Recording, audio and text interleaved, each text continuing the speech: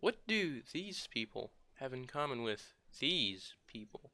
They're all having fun, and not only fun, but also becoming better friends, and, dare I say it, enjoying the presence of another human being. People bond over many things: books, movies, dancing, tragic events, shared suffering, and, of course, games. There are many games that people play with friends and strangers. There are card games, board games, role playing games, computer games, active games, musical games, and many more that I'm not naming. Right now, let us focus on the three most standout types of games. We will talk about a card game, Magic the Gathering, in which people use cards to whittle down their partner's life total to zero. About Dungeons and Dragons, a role playing game where you take control of a character you create, where you decide what you do. We will also highlight the general video game space and how they have created friendships with people on opposite sides of the world. Let us begin with the least controversial of these games, Magic the Gathering. Magic is a game that revolves around playing cards that do different things. It is a game that quite a lot of people play. Its premise is basic, and the amount of fun people have is very large. This card game is widely played in schools and game stores. It is one of the most prominent card games in the world right now, and it brings a friendly rivalry between people. It's a, it's a lot of time to have fun with your friends and talk to them and build relationships over a game, just like anything else. While Magic, like Monopoly, can sometimes be a divisive game, it generally all ends up being fun and games. I mean, you meet a ton of people when playing Magic, especially if you go to events. Most of the people that you meet are pretty nice. So, and it can develop friendships and create new friendships because you're meeting a ton of people, and you're meeting a ton of people. There's bound to be friendships that like happen. You're bound to meet someone that you'd like to spend more time with, kind of thing, and that you'd like to be happy with seeing them again.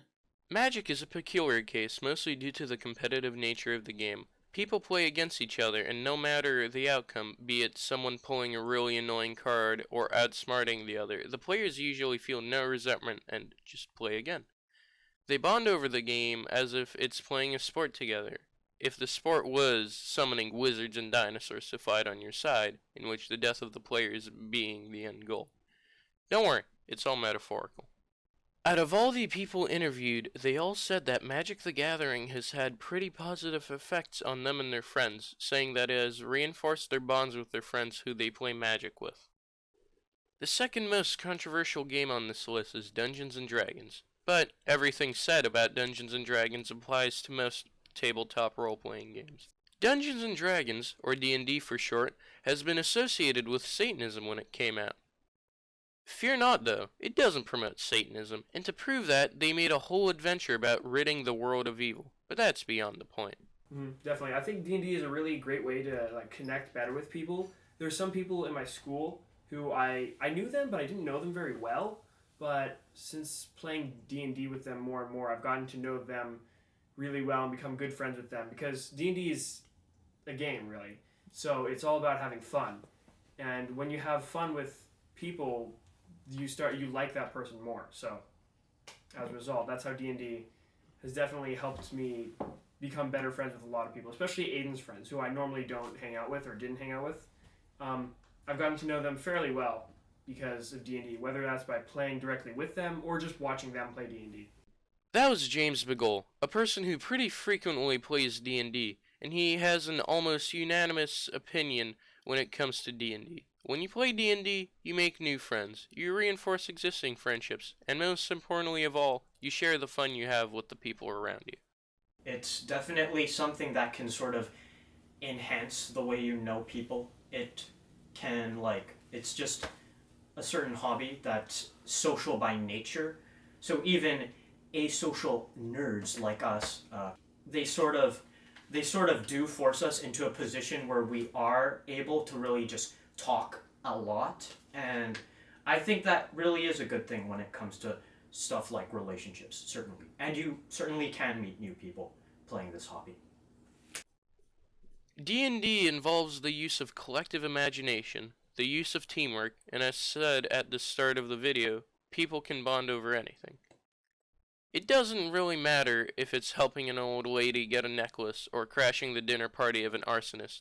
People have fun, people bond, and because of this, D&D is a catalyst of imagination, teamwork, and great at forging friendships. The final and most controversial of all of these game types are computer games. These days, video games are either associated with being time wasters or the cause of tragedies. These sort of stereotypes and ideas are mostly wrong. Games are a thing to play, have fun with friends, maybe make new friends and forge new hobbies. And on the computer, you meet many new people that you normally wouldn't, mostly due to the internet going across continents and letting you meet people on the other side of the world. Video games are a thing that connects people that might not reach each other without buying a plane ticket. Video games are a fun pastime that many people partake in, and when people play games with strangers online, they might decide to friend each other online. They might start playing together with each other more, and then they might start playing together so much they become good friends, and sometimes even meet up in real life. There are many stories of people meeting each other after playing games online. A such example of this is David Miller and his friends, who had such a good friendship with his online buddies that when one of his friends was reported terminally ill, they all went together to meet up and meet with him and support him. This is the sort of side that most people don't see of video games, the one in which friends are made and friends are kept. It's like any other thing you would do. So like, if you're gonna do a soccer match with all your friends, then yeah, that would reinforce your friendships. So it's like really any recreational activity that you would do that. I've already talked about it strengthens relationships.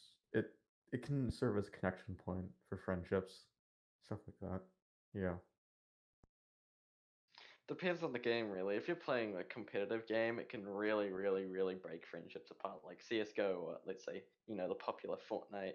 People get really angry at each other for not doing well enough, or that can break friendships. But when it comes to like strategy games, or just games you're just chilling with friends and kind of having a good time, then yeah, because you get to chill and you talk about stuff, and yeah, you be a bit more open and you kind of chat about things you probably wouldn't normally talk about. Overall, games make people friends. They reinforce the friendships people are in. Games are a way to channel creativity and teamwork. They shouldn't be waved off as just a pastime or a waste of time and money. They are like sports. You make friends, you meet people, you have a good time. Games are the catalysts that result in the making of friendships, and not just something to pass the time.